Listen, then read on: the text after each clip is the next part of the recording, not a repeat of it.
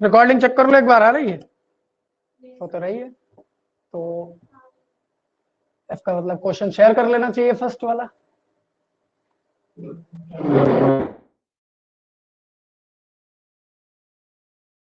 Thirteen होगा ये, ठीक है। अरे तुम रीड करोगे, हम रीड करें? करो।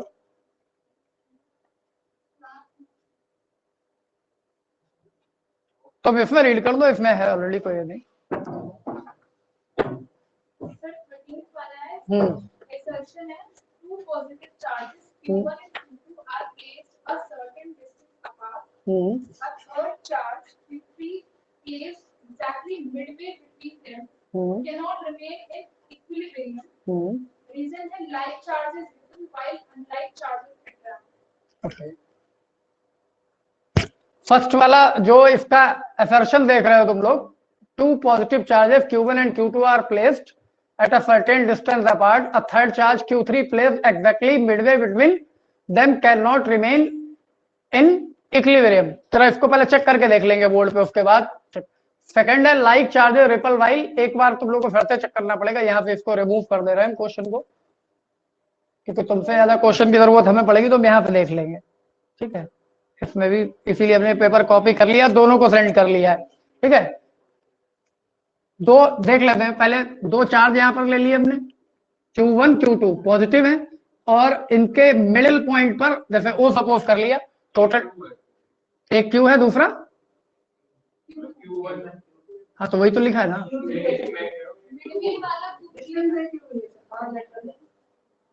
वो 2R सपोज कर लेंगे, ठीक है। बेल्टवे पे थर्ड है Q3, ये कह रहे हैं ये इक्विलिब्रियम में नहीं हो सकता। अब इसके नेचर के बारे में कोई बात नहीं हुई, ये पॉजिटिव भी हो सकता है, ये नेगेटिव। अब दोनों कंडीशन अज्यूम कर लेते हैं, समझ लेते हैं, क्योंकि ऑप्शन तो फिर क्लिक ही कर लोगे। हाँ ये दोनों पॉजिटिव हैं, चलो नोटेशन भी ले लेते हैं। थर्ड वाले के बारे में कुछ भी नहीं बोला गया। अब पहले अजम्पशन ले लेते हैं कि ये पॉजिटिव है। फॉर एग्जांपल अगर पॉजिटिव है तो ये पॉजिटिव इसको उधर रिपल करेगा, ये वाला पॉजिटिव इधर रिपल करेगा, मतलब ये बैलेंस हो सकता है, ठीक है। तो यहाँ ये इक्विलिब्रियम में हो सकता है। अगर ये नेगेटिव होगा तो ये इधर अट्रैक्ट होगा, ये इधर होगा, तो भी फोर्सेस अगर इक्वल हुए तो हो जाएगा। तो इसका मतलब असर्शन तो रॉन्ग है। हाँ नॉट लिखा हुआ है ना क्वेश्चन में, ठीक से पढ़ो क्वेश्चन, यही तो करे, कल वाली मिस्टेक मत करो। अब इसीलिए हमने लिख लिया है साहब ने, ठीक है। अब दूसरी कंडीशन का जो रीजन दे रखा है, वो रीजन क्या है? हाँ लेकिन क्या वो इसका एक्सप्लेनेशन है? इसका एक्सप्लेनेशन नहीं है। नहीं, like charges ripple each other, ये कॉन्सेप्ट है चार्जेस का, लेकिन ये इसके में कि इक्विलिब्रियम होगा या नहीं होगा, इसका रीजन नहीं। इक्विलिब्रियम होने के लिए all three charges must experience the zero force, सब पे जीरो लगना चाहिए, मतलब इन दोनों के बीच में, इन दोनों के बीच में, इन दोनों के बीच में सब बैलेंस हो। तो इसका मतलब इस रीजन का उससे कोई मतलब नहीं है, ये एक्सप्लेन नहीं कर रहा है। तो ऑप्शन कौन सा होना चाहिए सामने आप सारे? तो ऑप्शन डी होना चाहिए। तो इसका आंसर जो होगा वो डी होगा। वेदांत कभी तुम कुछ पूछ रहे हो इसलिए फिर से बताओ। हाँ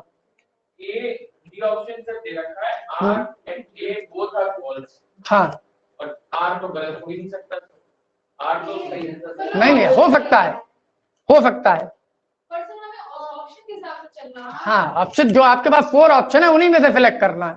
तो उसमें क्या है हमारे पास में, ये जो असर्शन है ना, ये कह रहे हैं नॉट एन इक्विलिब्रियम, जबकि ये देख रहे हो कि इक्विलिब्रियम में पॉसिबल है ये पूरा, तो इसका मतलब वो तो गलत है ही है। और फिर ये कह रहे हैं जो रीजन दिया है, तो खाली रीजन सही होने का मतलब नहीं है, रीजन एक्सप्लेनेशन भी है, ये भी क्लियर होना चाहिए।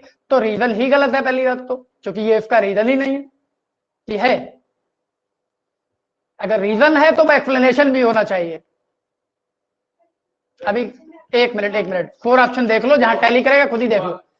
पहले देखो असर्शन एंड रीजन की बात हुई, आर ट्रू, अगर ये दोनों सही हैं, उसके बाद में reason is the correct explanation, ठीक है।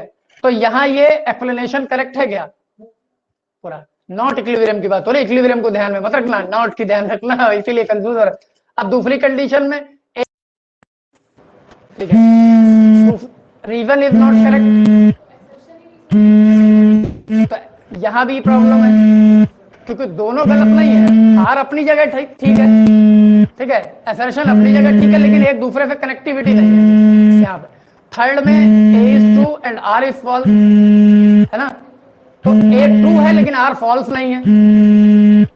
ए इस कंडीशन के अकॉर्डिंग ये ट्रू है, जो वो कह रहे हैं कि ये ट्रू नहीं है, और आर ट्रू है, तो ये क्या है, A is true R is false, तो ये भी हो सकता है इसलिए आपसे। तो मतलब ये दोनों फॉल्स हैं, तो यही तो पूछ रहे थे, तो बचा कौन सा?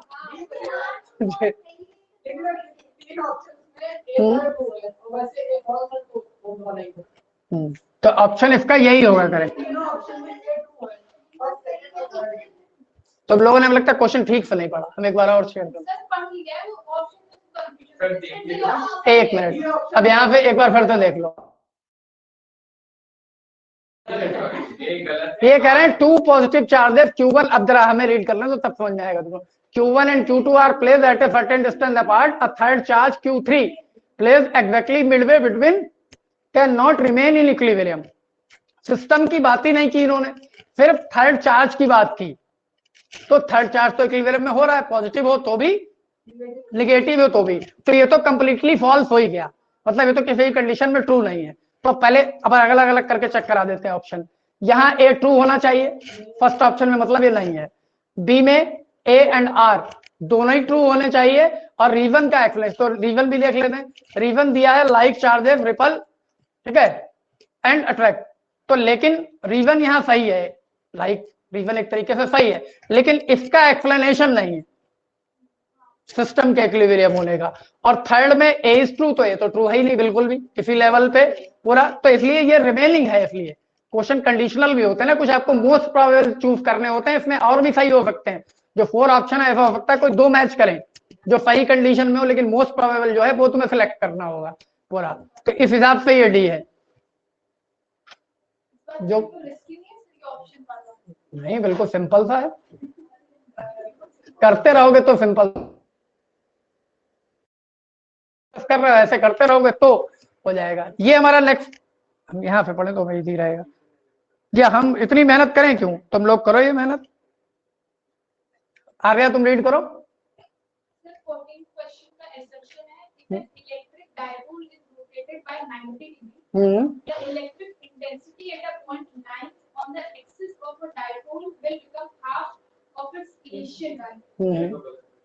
Reason दिया है the electric intensity in equatorial position at some distance is half of the electric intensity in the axial position at the same distance. इसमें तुम लोगों को मेरे ख्याल से कोई कंफ्यूजन नहीं होना चाहिए किसी तरीके का इन ऑप्शंस में। इसको पहले वापस ले आते हैं।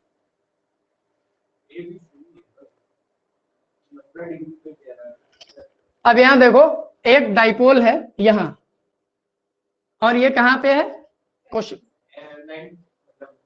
अभी तो सर एक्सियल पोजीशन अभी एक्सियल पे है, तो यहाँ पर ये डाइपोल कोई भी हो गया, इसकी एक्सियल पोजीशन पे कोई पॉइंट ले लिया। अब इसको 90 डिग्री रोटेट कर दिया, क्वेश्चन समझ लो। तो ये अगर चार्ज -q था, ये +q था, तो -q यहाँ आ गया, +q यहाँ आ गया। अब वो पॉइंट जो पहले एक्सेस पे था वो एक्चुअली कहाँ गया, बाइसेक्टर पे, बाइसेक्टर पे आ गया ना। यहाँ से देखो, ये लाइन पहले ये थी एक्सेस पे, अब डाइपोल रोटेट कर दिया तुमने 90 पे, 90 पे रोटेट करते ही ये जो डिस्टेंस आ रहा है एक्चुअली पॉइंट पी की, ये पॉइंट कहाँ गया, -q और +q के मिड पॉइंट से जाने वाले बाइसेक्टर नॉर्मल से।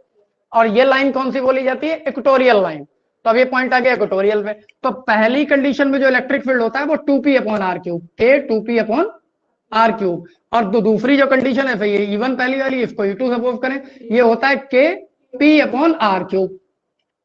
तो ये वाला डबल, मतलब ये हाफ हो जाएगा, है ना, यही इसके असर्शन में था पूरा। तो इसका मतलब ये करेक्ट है, और रीजन में भी इन्होंने यही बताया है कि इंटेंसिटी उसकी हाफ होती है, यही बताया ना। तो इसका मतलब इसका राइट ऑप्शन जो होगा वो ए हो जाएगा। इसमें दोनों ही ट्रू है और करेक्ट एक्सप्लेनेशन भी है। समझ में आ गई बात सबको क्या, असर्शन भी करेक्ट है और रीजन भी करेक्ट है, और रीजन करेक्ट एक्सप्लेनेशन भी है, जैसा कि यहाँ लिखा हुआ है पूरा।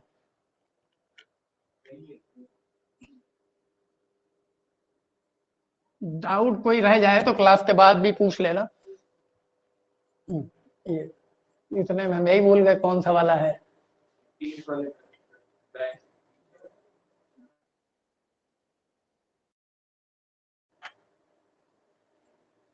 स्क्रीन अगर कहीं भी डिस्टर्ब हो, वैसे हम यहाँ पे देख लेते हैं, लेकिन कभी कभी मोबाइल टू मोबाइल चेंज होती है, तो तुम लोगों में बता देना कि पूरा क्वेश्चन आ रहा है तुम्हारी स्क्रीन पे। देखो किसी से खोलो। क्वेश्चन नंबर क्या है हमारा? 15। तो 15 क्वेश्चन में देख रहा है, इन द फिगर डायग्राम दिख रहा है, Q is positive while Q2 is negative. तो वो तो परफेक्ट लग रहा है, डायग्राम ही परफेक्ट लग रहा है। Q पॉजिटिव है तो इलेक्ट्रिक फील्ड लाइन पॉजिटिव से निकल के नेगेटिव की तरफ जा रहे हैं, तो असर्शन में तो कोई प्रॉब्लम आनी नहीं चाहिए। अब R electric lines of force start from the negative charge, ये फॉल्स हो गया। तो एक्सप्लेनेशन जब फॉल्स हो गया तो एक्सप्लेनेशन का कोई मतलब ही नहीं बचा। तो इसका मतलब फर्स्ट ऑप्शन तो हो नहीं सकता। Second option A and R true, तो दोनों ट्रू तो है ही नहीं। A is true, A true है, आर इज फॉल्स है, और दोनों फॉल्स तो ये है ही नहीं। तो इसका आंसर सी हो जाएगा 15 का। इसको वापस ले आते हैं।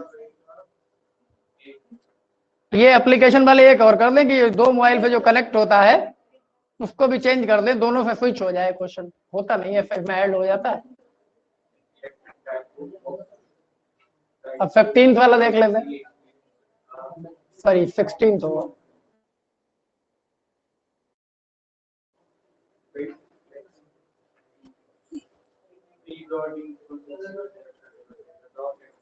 An electric dipole of dipole moment P experiences the maximum torque, ये when P dot E equals to 0, P dot E equals to 0.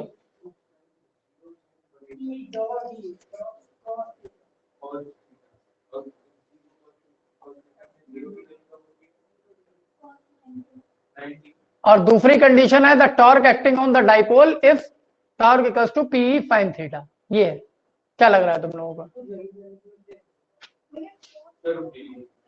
रुके हैं रीजन तो सही है, torque acting on dipole P sine theta सही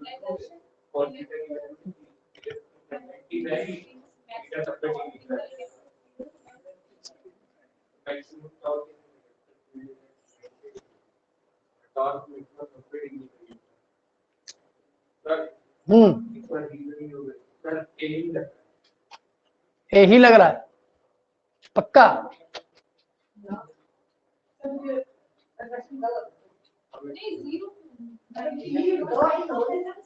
अब जरा तुम लोग क्वेश्चन रीड करना, हम यहाँ पे बता देंगे। जो 16th क्वेश्चन है इसके अकॉर्डिंग, एक minute, P dot E equals to PE cos theta होना चाहिए, और ये कह रहे हैं ये 0 है। तो इसका मतलब जैसे ही हम इसको सॉल्व करेंगे, 0 हुआ होगा कॉस की वजह से। P और E तो 0 हो नहीं सकता, और कॉस की वजह से हुआ होगा, तो ये एंगल कितना होगा? 90। तो थीटा की वैल्यू रही होगी 90, और टॉर्क होता है PE साइन थीटा, साइन 90 होता है 1। तो इस सिचुएशन में टॉर्क जो होगा वो हो जाएगा PE, जो होगा मैक्सिमम। ठीक है, तो इसका मतलब असर्शन भी सही था और रीजन भी सही है, और उसका करेक्ट एक्सप्लेनेशन भी है। अरे ये P डॉट E गिवन है असर्शन में, तो P डॉट E का मीनिंग क्या हुआ? PE cos थीटा, और इसकी वैल्यू दी है 0। ये 0 कब आएगा? ना तो P 0 है ना E 0 है, मतलब cos की वैल्यू 0 रही होगी। और cos की वैल्यू 0 कब होगी? जब एंगल 90 होगा। cos 90 0, तो इसका मतलब थीटा की वैल्यू कितनी हो गई? 90। और थीटा की वैल्यू 90 होने का मतलब ये वो टॉर्क ही करे तब मैक्सिमम होगा, ये तो कह रहे हैं। तो टॉर्क मैक्सिमम की कंडीशन ही होगी, साइन 90 पुट करते हैं, साइन 1 हो जाता है, तो मैक्सिमम हो जाता है। तो ये सही है, तो रीजन भी सही है, एक्सप्लेनेशन भी सही है। तो इसका आंसर हो जाएगा ए, 16 का ए होगा आंसर। ठीक है, ये हो गया। कौन सा क्वेश्चन था? 16। इसके बाद 17 की बात कर लेना।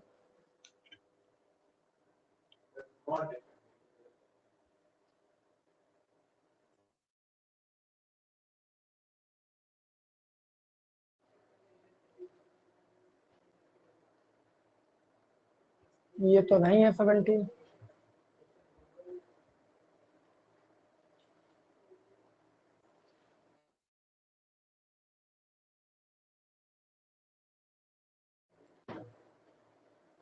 ये है 17, है ना।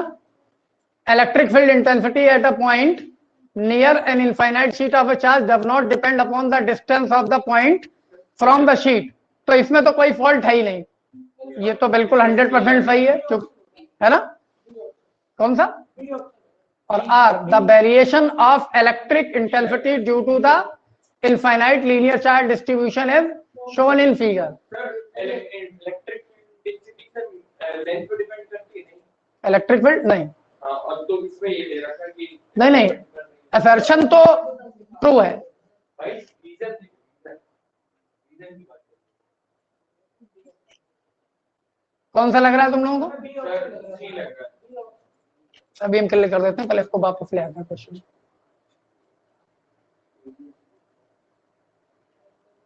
अब देखो, जो क्वेश्चन में दे रखा था कि जो प्लेन शीट होती है उसका इलेक्ट्रिक फील्ड, उसका फॉर्मूला तुम लोग को पता है, सिग्मा अपॉन 2 होता है सिंगल का। इसमें कहीं भी आर की बात नहीं हो रही है, पॉइंट कहीं पे भी हो, तो डिस्टेंस पर डिपेंड नहीं कर रहा है, असर्शन में कोई प्रॉब्लम नहीं है, ट्रू है। तो इसका मतलब जहां जहां असर्शन ट्रू है उनमें से कोई भी ऑप्शन हो सकता है। अब बात कर लेते हैं रीजन की। रीजन में करें, एक डायग्राम दिया हुआ है जिसमें क्या है, इलेक्ट्रिक फील्ड का वेरिएशन दिया हुआ है, किसके साथ? डिस्टेंस के साथ। नहीं, आर नहीं दिया था, कुछ और दिया था, लिखा तो कुछ। एक बार हम भी चेक कर लें फिर इसकी बात confuse. The variation of electric intensity due to infinite linear charge distribution is shown in figure। इसमें ये तो क्लियर नहीं है कि दूसरा वाला आर है या नहीं है। पक्का लग रहा है, तो ये आर के साथ डिक्रीज होगा।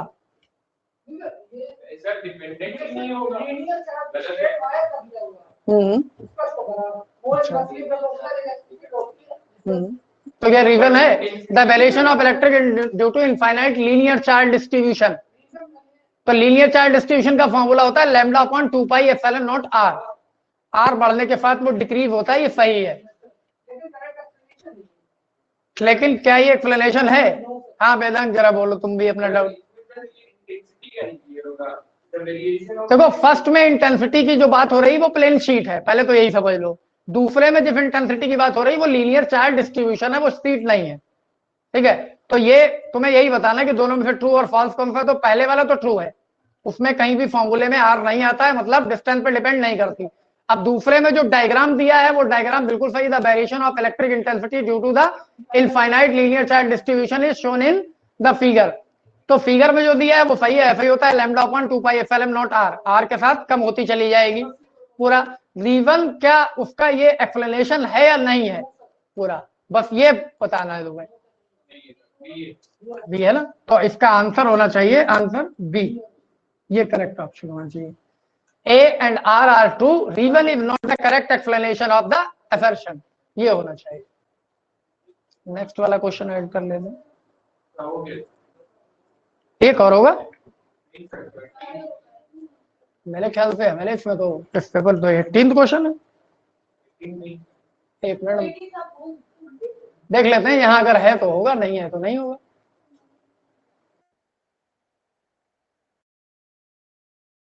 अरे मैं शायद, हाँ हमारे में तो ये शो कर रहा है, इसमें भी शो कर रहा है।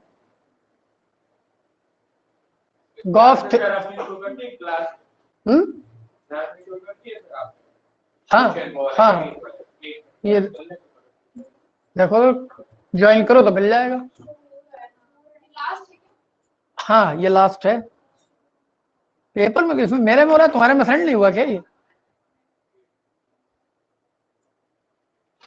ये गॉस थ्योरम से रिलेटेड आ गया इसमें। Gauss theorem is valid only for the close surface, तो इसमें तो किसी को कोई डाउट होगा ही नहीं, है ना, 100% ट्रू है। और जो रीजन है, Gauss theorem is consequence of Coulomb's law, मतलब जिस, हाँ उसी के रिजल्ट के थ्रू है reason. R is equal to Gauss theorem से कूलम्स लॉ हम ड्राइव करते हैं, पता है तुम्हें? और कूलम्स लॉ से ही गॉस थ्योरम ड्राइव होती है, तो कंसिक्वेंस तो है ना। इलेक्ट्रिक फील्ड कहां से लाए? कूलम्स लॉ से तो लाए हो पूरा। तो कूलम्स लॉ को यूज करके हम गॉस थ्योरम यूज करते हैं, नहीं करते? तो कंसिक्वेंस तो है, रीजन में कोई प्रॉब्लम नहीं है। अब बात यह है कि ये इसका एक्सप्लेनेशन है या नहीं है। तो एक्सप्लेनेशन नहीं है क्योंकि क्लोज सरफेस का इससे कोई लेना देना नहीं है पूरा। तो इसका मतलब ऑप्शन इसका जो 18th क्वेश्चन है वो बी होना चाहिए इसके according. R and A and R true, reason is not correct explanation of the assertion पूरा। ये थोड़ा क्वेश्चन तुम लोग को कंफ्यूज करेंगे, लेकिन फिर भी करने तो है। जो डाउट रहे तो बाद में घर पे भी उसके बाद भी पूछते रहना, ठीक है? ऐसा ना उसको छोड़ दो बिल्कुल। अब इसकी हमें कोई जरूरत नहीं पड़ने वाली है फिलहाल अभी इस चैप्टर में, तो इसको रख कर देते हैं, बोर्ड बच जाएगा, थोड़ा स्पेस मिल जाएगा। इलेक्ट्रिक पोटेंशियल रीड करके आए होगे तुम लोग? अच्छा, तो बस स्टार्ट तो उसका बस सिंपल सा है, बाद में उसका वो चेंज होगा, क्वेश्चन का लेवल थोड़ा सा चेंज होगा। अभी सिंपल में इसलिए कर रहा है तो कम से कम इसमें में तो तुम लोग कॉन्फिडेंट हो जाओ कि ये वाले तो कर लेंगे, क्योंकि जो टिपिकल टाइप के क्वेश्चन है वो 1-8% होते हैं, मैक्सिमम तो आपके सीधे सीधे कॉन्सेप्ट बेस पे होंगे। अगर वही नहीं कंफर्म हुए तो फिर आगे ज्यादा प्रॉब्लम आएगी। तो पहले वो चेक कर लेते हैं पूरा। तो क्वेश्चन यहाँ पहले शो कर देते हैं।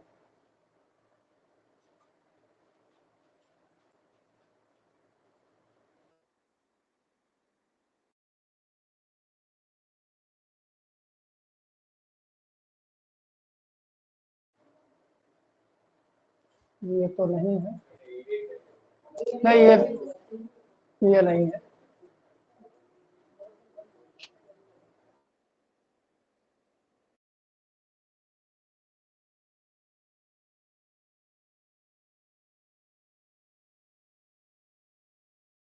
ये है फर्स्ट क्वेश्चन, ठीक है? अब देख सकते हो तुम लोग इसका पेपर हमने तुम लोग को इसका तो फिल नहीं किया। हाँ नहीं, पोटेंशियल वाले का हो गया। तो इसमें फर्स्ट क्वेश्चन यही है, देख चेक कर लो तुम लोग। The unit of electric potential is, तो हमें नहीं लगता इसमें तुम लोग को देर लगेगी बताने में। The unit of electric potential is joule पर कूलम। कौन से फॉर्मूले से बताया ये? मतलब आंसर ये हो गया, तो इस पे आगे डिस्कस करने की जरूरत ही नहीं है।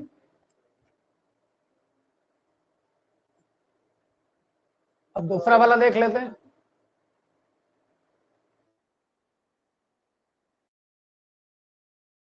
जो भी लग रहा हो बता देना। ये which of the following is not a unit of electric potential? Volt given है, जूल पर कूलम गिवन है, न्यूटन पर कूलम गिवन है, न्यूटन मीटर इनटू कूलम। तो क्लियर है, सी होगा, है ना? क्योंकि न्यूटन पर कूलम का मतलब फोर्स अपॉन चार्ज हुआ, जो कि इलेक्ट्रिक फील्ड इंटेंसिटी का होता है, ठीक है? तो इसका बाकी सारे इसी के, वोल्ट डायरेक्टली होता है, जूल पर कूलम लास्ट में ही था, और न्यूटन इंटू मीटर का मतलब जूल ही हुआ, तो जूल पर कूलम वो भी है, तो यहां भी कोई इशू नहीं आना चाहिए।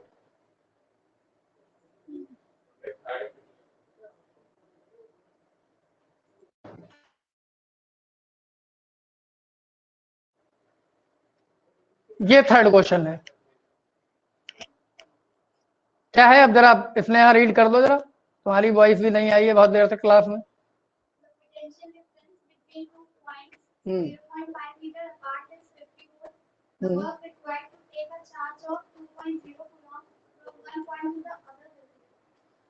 कौन सा होगा ऑप्शन, पहले तुम लोग बता दो।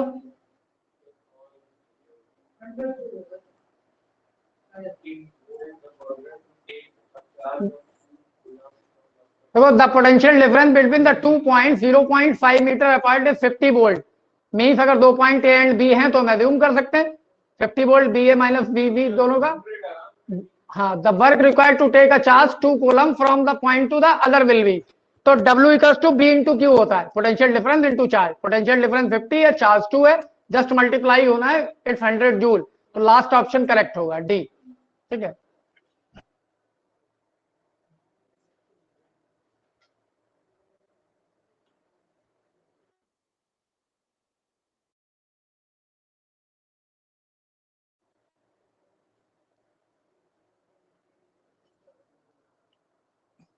ये क्वेश्चन नंबर देखो इसका जरा, स्क्रीन पे नहीं आ रहा, इसमें आ रहा, फोर्थ है ना, तो मतलब सीक्वेंस में है हम लोग। ओपन क्यों नहीं हो रहा है?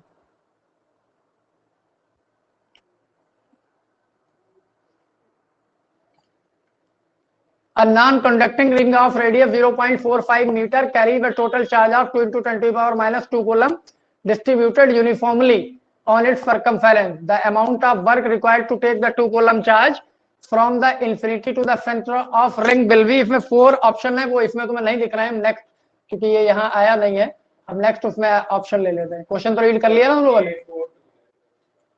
एक मिनट ऑप्शन देख लो।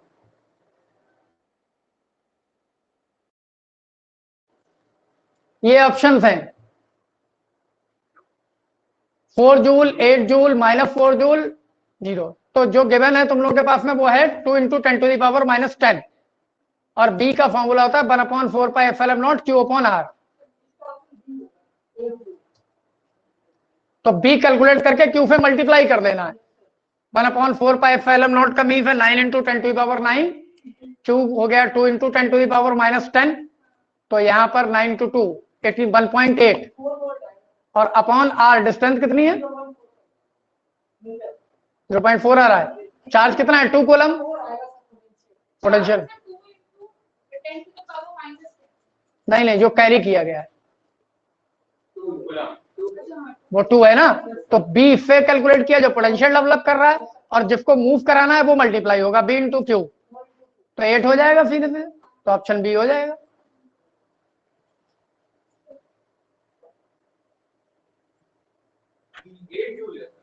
हाँ यही था ना, क्वेश्चन कहाँ चला गया, हमने रिमूव कर दिया।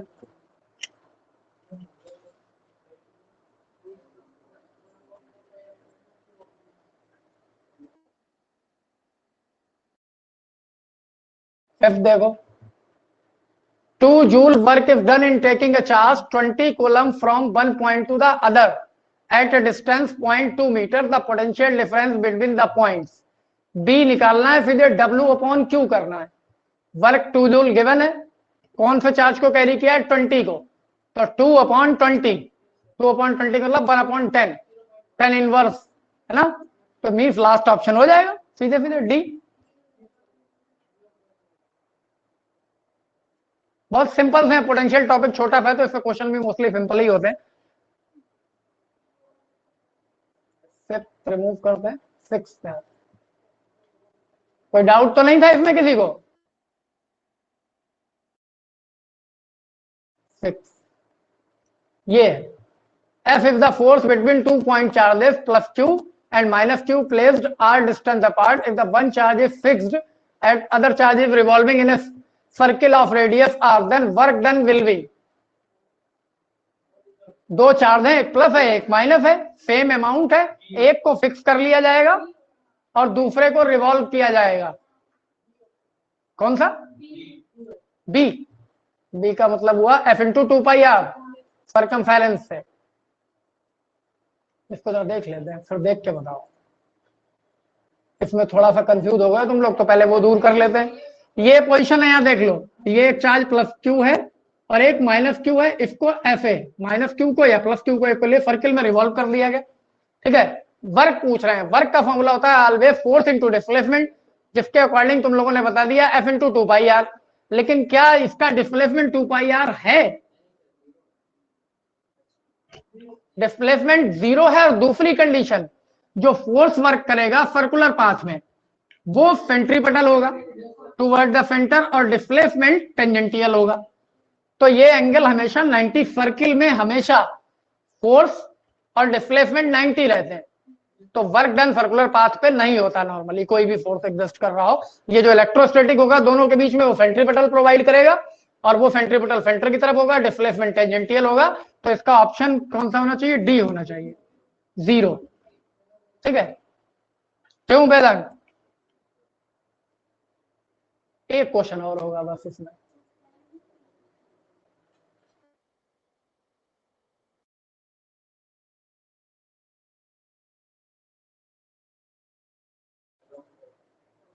नहीं, ये तो वही है।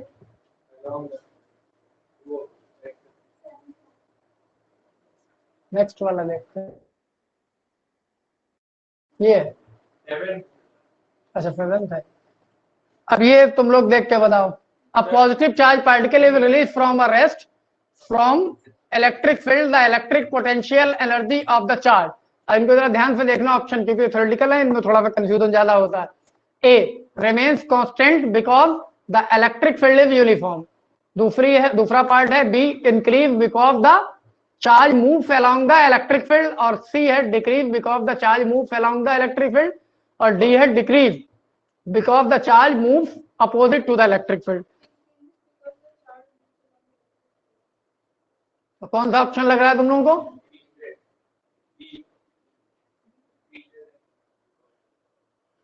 इसको वापस ले आते हैं।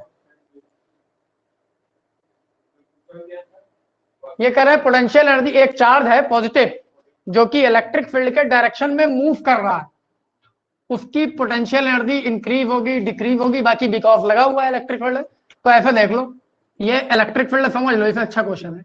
इलेक्ट्रिक फील्ड ये चार्ज हमने यहाँ रखा, ये इधर मूव कर रहा है टुवर्ड्स द, अब बात है कि पोटेंशियल एनर्जी इंक्रीज होगी या डिक्रीज होगी, ठीक है। तो पोटेंशियल एनर्जी, इलेक्ट्रिक फील्ड में चार्ज पे एक फोर्स लगेगा जिसकी वजह से यह मूव करेगा। पोटेंशियल एनर्जी और फोर्स में एक रिलेशन होता है जो होता है ये, अभी अभी वेदांत के क्वेश्चन में यूज भी किया था इसको हमने, होता है ना, the gradient of potential energy is equal to the applied force, ऐसे होता है ये, कोई कंफ्यूजन है?